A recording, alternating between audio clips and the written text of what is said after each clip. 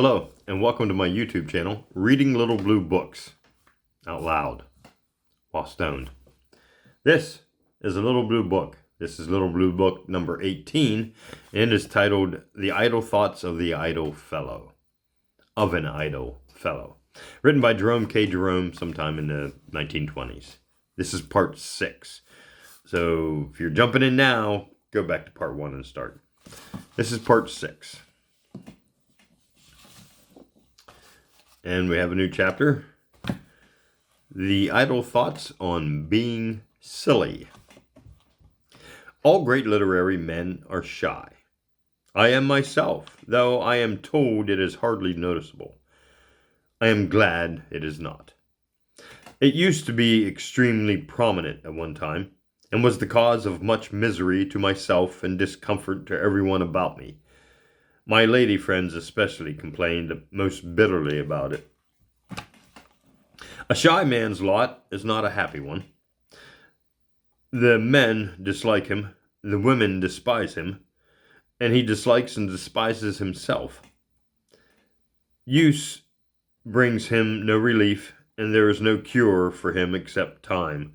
Though I once came across the delicious recipe for overcoming the misfortune, it appeared among the answers to correspondence in a small weekly journal and ran as follows. I have never forgotten it. Adopt an easy and pleasing manner, especially towards ladies. Poor wretch. I can imagine the grin with which he must have read that advice. Adopt an easy and pleasing manner, especially toward ladies. Forsooth.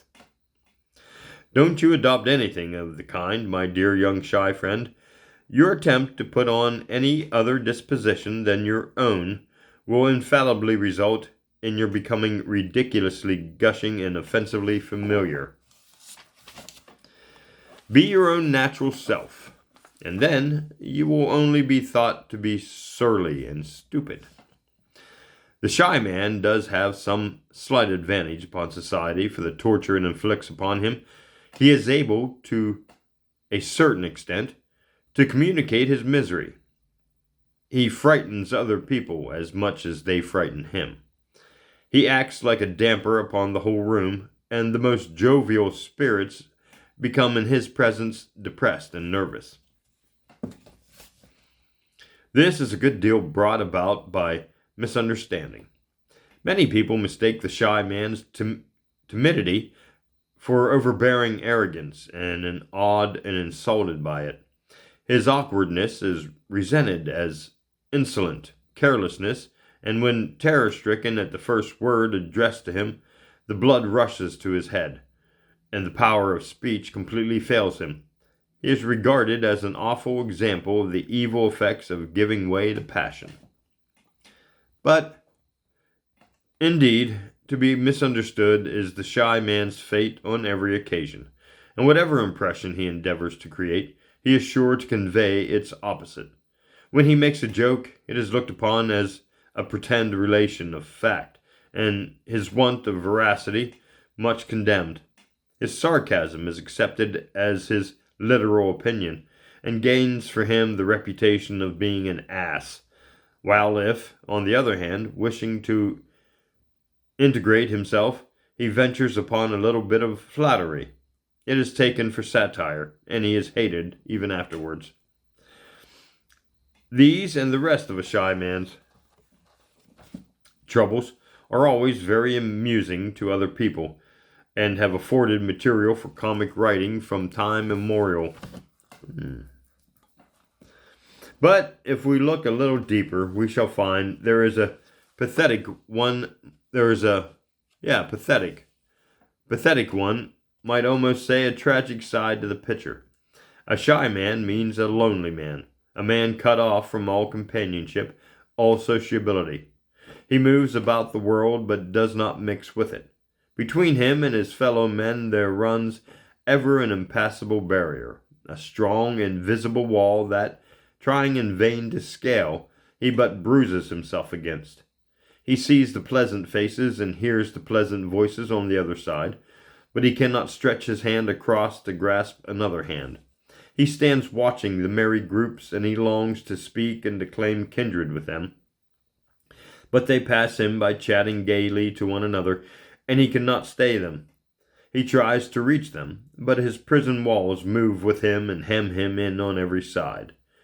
In a busy street, in the crowded room, in the grid of work, in the whirl of pleasure, amid the many or amid the few, wherever men congregate together, wherever the music of human speech is heard and human thought is flashed from human eyes, they're shunned and solitary. The shy man, like a leper, stands apart. His soul is full of love and longing, but the world knows it not. The iron mask of shyness is riveted before his face, and the man beneath is never seen. Genial words and hearty greetings are ever rising to his lips, but they die away in unheard whispers behind the steel clamps. His heart aches for the weary brother, but his sympathy is dumb. Contempt and indignation against wrong choke up his throat, and finding no safety valve,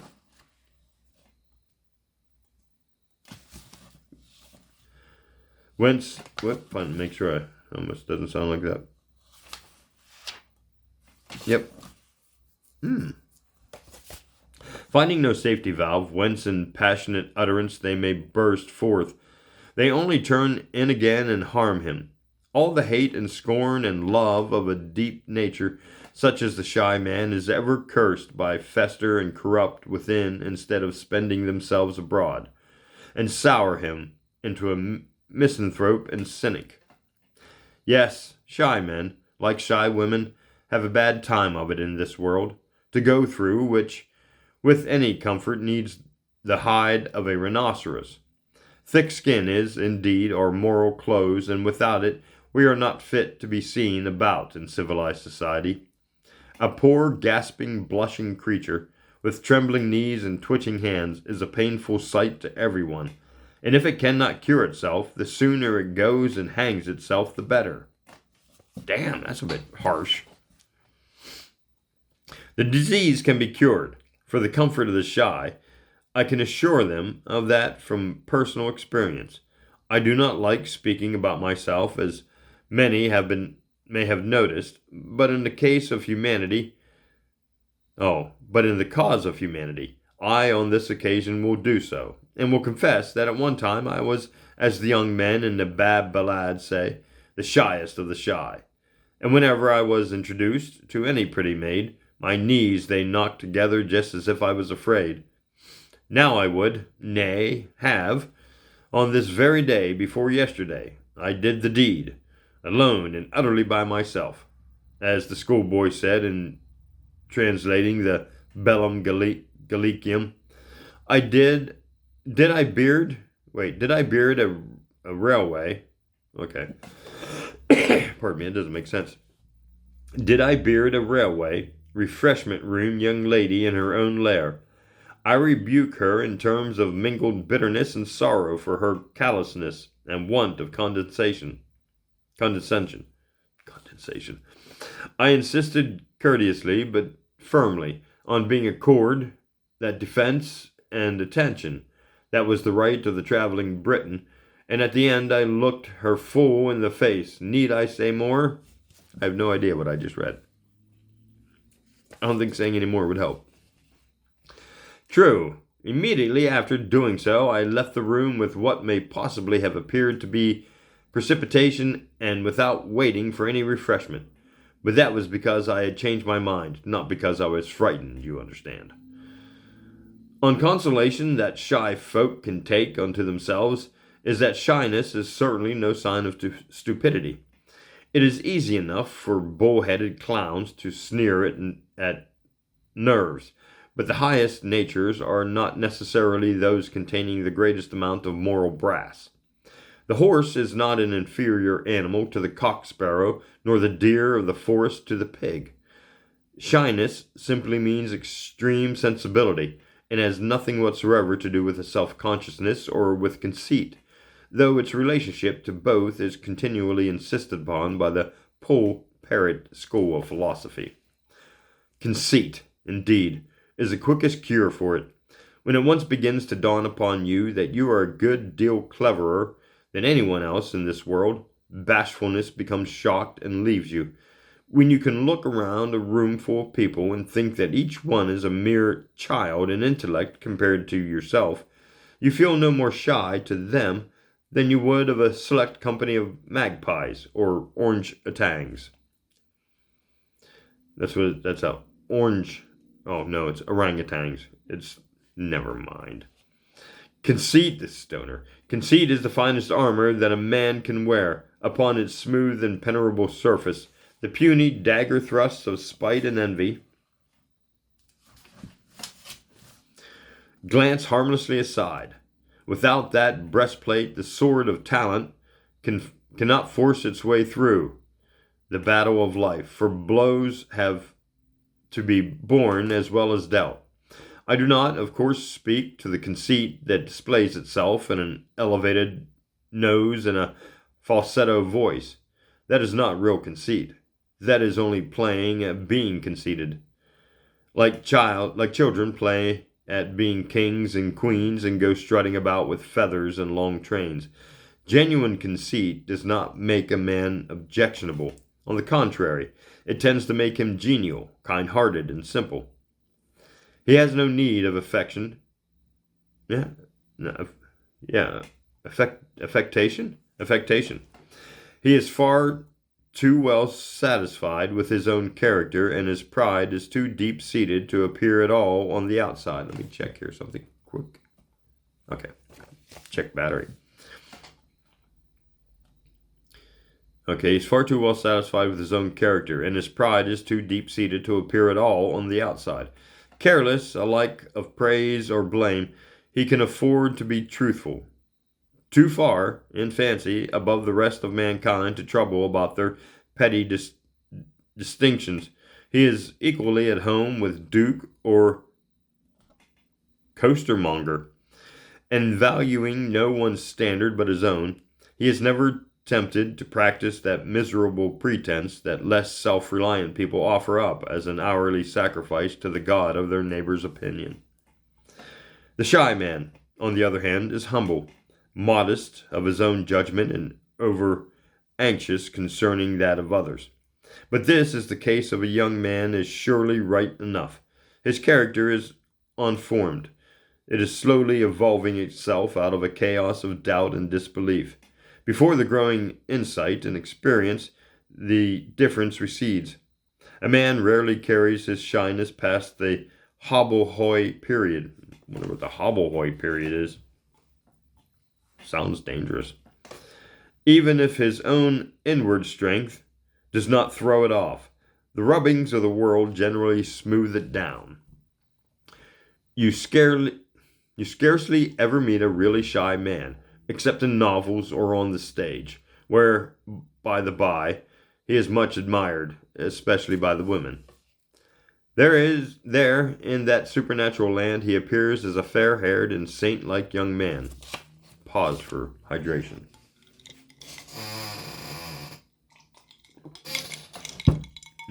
That's better. Fair hair and goodness always go together on the stage. No respectable audience would believe in one without the other. I knew an actor who mislaid his wig once and had to rush on to play the hero in his own hair, which was jet black, and the gallery howled at all his noble sentiments under the impression that he was the villain. He, the shy young man, loves the heroine, oh so devoutly, but only in asides, for he dare not tell her of it. And he is so noble and unselfish, and speaks in such a low voice, and is so good to his mother, and the bad people in the play, they laugh at him and jeer at him. But he takes it all so gently, and in the end it transpires that he is such a clever man, though nobody knew it. And then the heroine tells him she loves him, and he is so surprised, and oh so happy. And everyone loves him and asks him to forgive them, which he does in a few well-chosen and sarcastic words, and blesses them. And he seems to have generally such a good time of it that all the young fellows who are not shy long to be shy. But the really shy man knows better. He knows that it is not quite so pleasant in reality. He is not quite so interesting there as in fiction. He is a little more clumsy and stupid and a little less devoted and gentle, and his hair is much darker, which, taken altogether, considerably alters the aspect of the case. The point where he does resemble his ideal is in his faithfulness. I am fully prepared to allow the shy young man that virtue. He is constant in his love, but the reason is not far to seek. The fact is, it exhausts all his stock of courage to look one woman in the face, and it would be simply impossible for him to go through the ordeal with a second. He stands in far too much dread of the whole female sex to want to go gadding about with many of them. One is quite enough for him. Now, it is different with the young man who is not shy. He has temptations which his bashful brother never encounters. He looks around and everywhere sees roguish eyes and laughing lips. What more natural than that, amid so many roguish eyes and laughing lips, he should become confused and, forgetting for the moment which particular pair of roguish eyes and laughing lips it is that he belongs to, go off making love to the wrong set. Really? That's how that is? Okay. The shy man who never looks at anything but his own boots sees not and is not tempted. Happy shy man. Not but what the shy man himself would much rather not be happy in that way. He longs to go it with the others and curses himself every day for not being able to. And go it is in parentheses. Ay. He will now and again, screwing up his courage by a tremendous effort, plunge into roguishness, but it is always a terrible fiasco, and after one or two feeble flounders, he crawls out again, limp and pitiable. I say pitiable, though I am afraid he never is pitied. Oh, pitied? Pitiable. No, it's pitiable. It must be pitied. There are certain misfortunes which, while inflicting a vast amount of suffering upon their victims, gain for them no sympathy. Losing an umbrella, falling in love, toothache, black eyes, and having your hat sat upon may be mentioned as a few examples, but the chief of them all is shyness. The shy man is regarded as an animate joke. His tortures are the sport of the drawing-room arena and are pointed out and discussed with much gusto. Look, cry his tittered audience to each other, he's blushing. Just watch his legs, says one. Do you notice how he is sitting, adds another, right on the edge of the chair. Seems to have plenty of color, sneers the military-looking gentleman. Pity he's got so many hands, murmurs an elderly lady, with her own calmly folding on her lap. They quite confuse him. A yard or two off his feet wouldn't be a disadvantage, chimes in the comic man, especially as he seems so anxious to hide them. And then another suggests that with such a voice he ought to have been a sea captain. Some draw attention to the desperate way in which he is grasping his hat. Some comment upon his limited powers of conversation. Others remark upon the troublesome nature of his cough, and so on, until his peculiarities and the company are both thoroughly exhausted. His friends and relations make matters still more unpleasant for the poor boy. Friends and relations are privileged to be more disagreeable than other people. Not content with them making fun of him among themselves, they insist on his seeing the joke. They mimic and caricature him for his own edification. One, pretending to imitate him, goes outside and comes in again with a ludicrously nervous manner, explaining to him afterward that is the way he, meaning the shy fellow, walks into a room, or turning to him with, "This is the way you shake your hands," proceeds to go through a comic pantomime with the rest of the room, taking hold of everyone's hands as if they were a hot plate of and flabbily dropping it again. These people are pricks. And then they ask him why he blushes, and why he stammers, and why he always speaks in an almost inaudible tone, as if they thought he did it on purpose.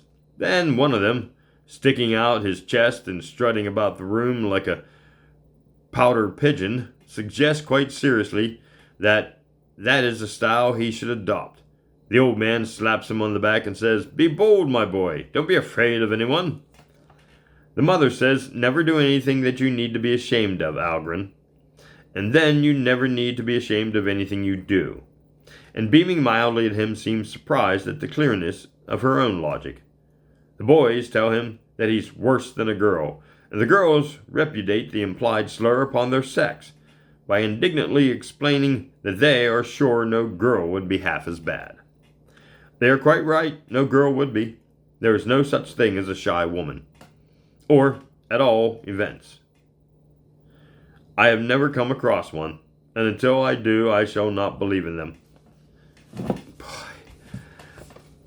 I know that the generally accepted belief is quite the reverse. All women are supposed to be like timid, startled fawns, blushing and casting down their gentle eyes when looking at and running away when spoke to, while we men are supposed to be a bold and rollicking lot, and the poor dear little women admire us for it, but are terribly afraid of us.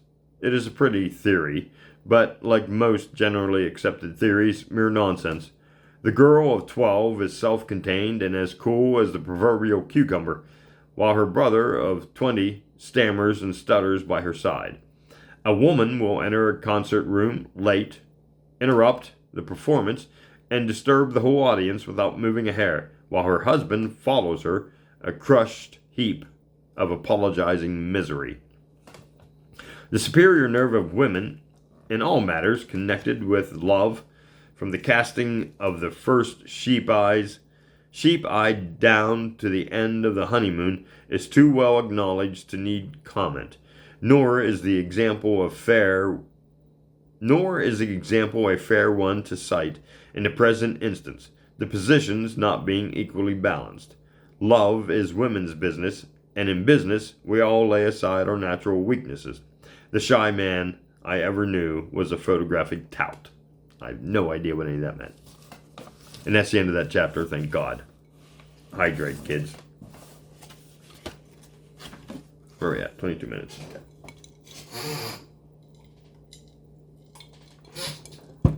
This may be a longer video because we're almost through the book. Maybe. Let's see. We're going on page 93, and we have 126. Okay, we'll read another chapter. Idle thoughts on babies. Oh, yes, I do. I know a lot about them. I was one myself once, though not long. Not so long as my clothes. They were very long, I recollect, and always in my way when I wanted to kick. Why do babies have such yards of unnecessary clothing? It is not a riddle. I really want to know. I never could understand it. Is it that the parents are ashamed of the size of the child and wish to make believe that it is longer than it actually is? I asked a nurse once why it was. She said, "Lor, sir, they always have long clothes, bless their little hearts." And when I explained that her answer, although doing credit to her feelings, hardly disposed of my difficulty, she replied, "Lor, sir, you wouldn't have 'em in short clothes, poor little dears." And she said it in a tone that seemed to imply I had suggested some unnamely outrage. Since then, I have felt shy at making inquiries on the subject, and the reason, if reason there be, is still a mystery to me. But indeed, putting them in any clothes at all seems absurd to my mind. Goodness knows there is enough of dressing and undressing to be gone through in life without beginning it before we need, and one would think that people who live in bed might at all events be spared the torture. Why wake the poor little wretches up in the morning to take one lot of clothes off, fix another lot on, and put them to bed again, and then at night haul them out once more, merely to change everything back. And when all is done, what difference is there, I should like to know, between a baby's nightshirt and the thing it wears in the daytime? Very likely, however, I am only making myself ridiculous. I often do, so I am informed, and I will therefore say no more upon this matter of clothes, except only that it would be of great convenience if some fashion were adopted, enabling you to tell a boy from a girl. Boy, if he'd have lived another 100 years, he'd be just happy as pig and shit.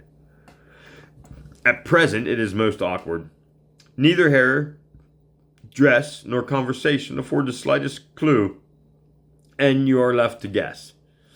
By some mysterious law of nature, you invariably guess wrong, and are thereupon regarded by all the relatives and friends as a mixture of fool and knave. The enormity of alluding to a male babe as she, being only equaled by the atrocity of referring to a female infant as he. Whichever sex the particular child in question happens not to belong to is considered as beneath contempt, and any mention of it is taken as a personal insult to the family. And as you value your fair name, do not attempt to get out of the difficulty by talking of it. There are various methods by which you may achieve ignominy and shame. By murdering a large and respected family in cold blood, and afterward depositing their bodies in the water company's reservoir, you will gain much unpopularity in the neighborhood of your crime, and even robbing a church will get you cordially disliked, especially by the vicar. But if you desire to drain to the dregs the fullest cup of scorn and hatred that a fellow human creature can pour out for you, let a young mother hear you call dear baby it. Your best plan is to address the article as little angel. The noun angel, being of common gender, suits the case admirably, and the epithet is sure of being favorably received. Pet or beauty are useful for variety's sake, but angel is the term that brings you the greatest credit for sense and good feeling. The words should be preceded by a short giggle, and accompanied by as much smile as possible. And whatever you do, don't forget to say that the child has got its father's nose. This fetches the parents, and if I may be allowed to vulgarism, more than anything. That is just what vulgar, I don't know. They will pretend to laugh at the idea at first, and will say, "Oh, nonsense." You must then get excited and insist that it is a fact. You need have no conscientious scruples on the subject, because the thing's nose really does resemble the father's. At all events, quite as much as it does anything else in nature, being as it is, a mere smudge. Do not despise these hints, my friends.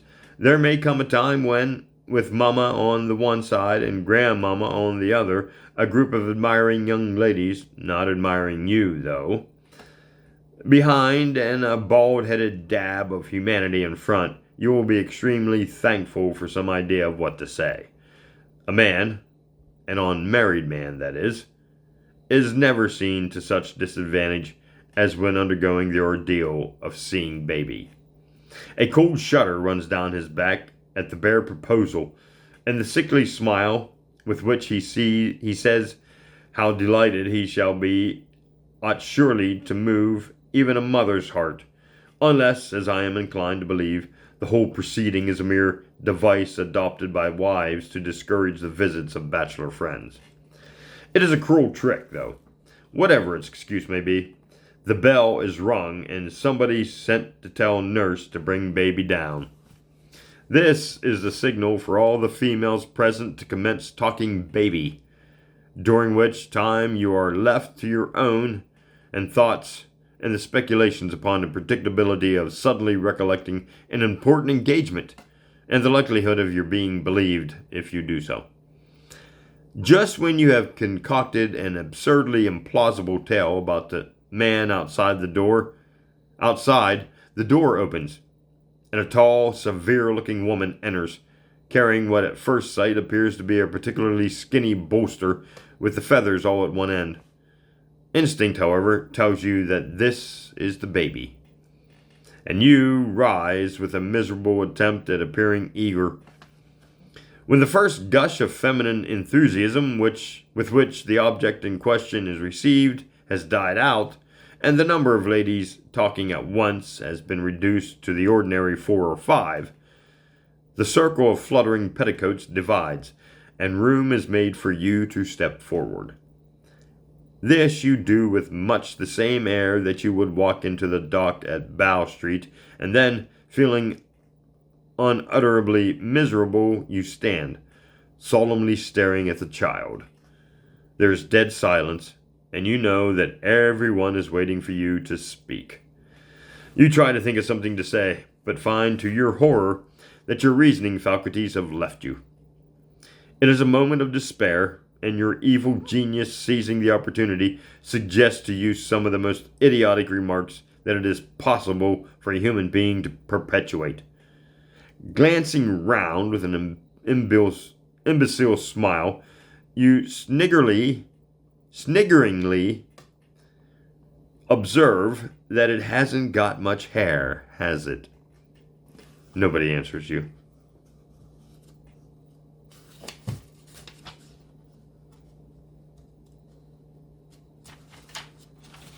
For a minute, but at last the stately nurse says, with much gravity, "It is not customary for children 5 weeks old to have long hair." Another silence follows this, and you feel you are being given a second chance, which you avail yourself of by inquiring if it can walk yet, or what they feed it on. By this time, you've got to be regarded as not quite right in your head, and pity is the only thing felt for you. The nurse, however, is determined that, insane or not, there shall be no shirking, and that you shall go through your task till the end. In the tones of a high priestess directing some religious mystery, she says, holding the bundle towards you, "Take her in your arms, sir."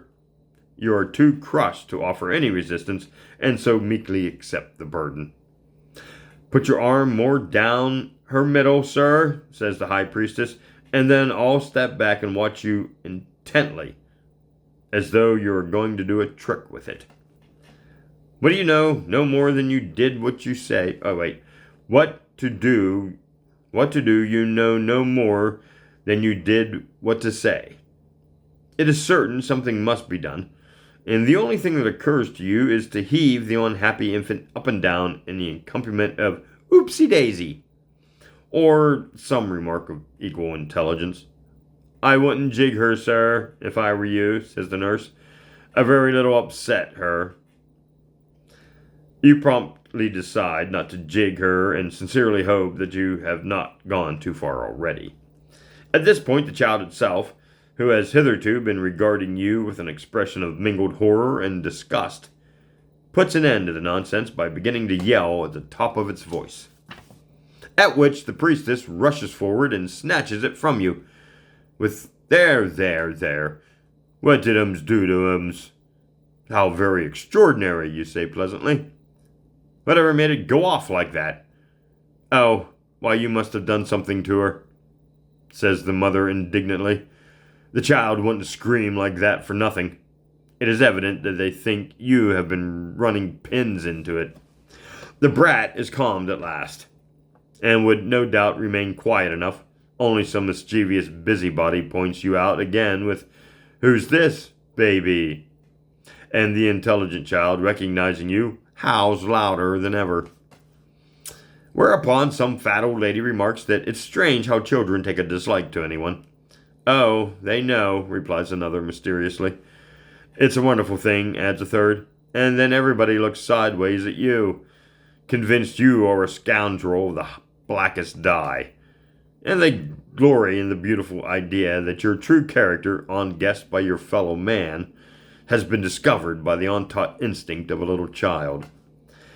Babies, though, with all their crimes and errors, are not without their use. Not without use, surely. when they fill an empty heart, not without use, when at their call sunbeams of love break through care-clouded faces, not without use when their little fingers press wrinkles into smiles. Odd little people. They are the unconscious comedians of the world's great stage. They supply all the humor in life's all too heavy drama, each one a small but determined opposition to the order of things in general. It's forever doing the wrong thing at the wrong time, in the wrong place, and in the wrong way. The nurse girl who sent Jenny to see what Tommy and Toddy were doing and tell them they mustn't, knew infantile nature. Give an average baby a fair chance, and if it doesn't do something it ought to, a doctor should be called in at once. They have a genius for doing the most ridiculous things, and they do them in a grave, stoical manner that is irresistible. The businesslike air with which two of them will join hands and proceed due east at a breakneck toddle, while an excitable big sister is roaring for them to follow her in a westerly direction, is most amusing, except, perhaps, for the big sister. They walk round a soldier, staring at his legs with the greatest curiosity, and poke him to see if he is real. They stoutly maintain, against all argument, and much to the discomfort of the victim, that the bashful young man at the end of the bus is Dada. A crowded street corner suggests itself to their minds as a favorable spot for the discussion of family affairs at a shrill treble. When in the middle of crossing the road, they are seized with a sudden impulse to dance. And the doorstep is a busy shop is the place where always select for sitting down and taking off their shoes.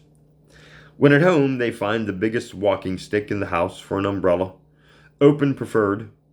Of much assistance in getting upstairs, they discover that they love Mary Ann at the precise moment when that faithful domestic is black-leading the stove, and nothing will relieve their feelings but to embrace her then and there.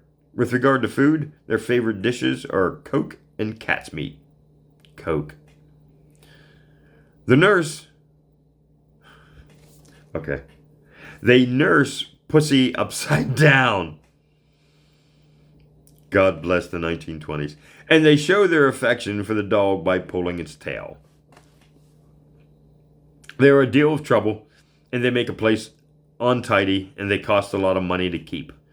But still, you would not have the house without them. It would not be home without their noisy tongues and their mischief-making hands. Would not the room seem silent without their pattering feet? And might not you stray apart if not prating voices called you together? It should be so. And yet I have sometimes thought the tiny hand seemed as a wedge, dividing. It is a bearish task to quarrel with that purest of all human affections, that perfecting touch to a woman's life, a mother's love. It is a holy love that we coarser-fibered men can hardly understand, and I would not be deemed to lack reverence for it when I say that surely it need not swallow up all other affection. The baby need not take your whole heart, like the rich man who walled up the desert wall. Is there not another thirsty traveler standing by? In your desire to be a good mother, do not forget to be a good wife. No need for all that thought and care to be only for one. Do not, whenever poor Edwin wants you to come out, answer indignantly, "What? And leave baby?" Do not spend all your evenings upstairs. And do not confine your conversation exclusively to the whooping cough and measles. And I think we'll stop there for part 6. Thanks for listening. This has been part 6 of the Little Blue Book number 18, titled The Idle Thoughts of an Idle Fellow, written by Jerome K. Jerome sometime in the 1920s, so 100 years ago. Thanks for listening, and I'll see you in part 7 for the final chapter.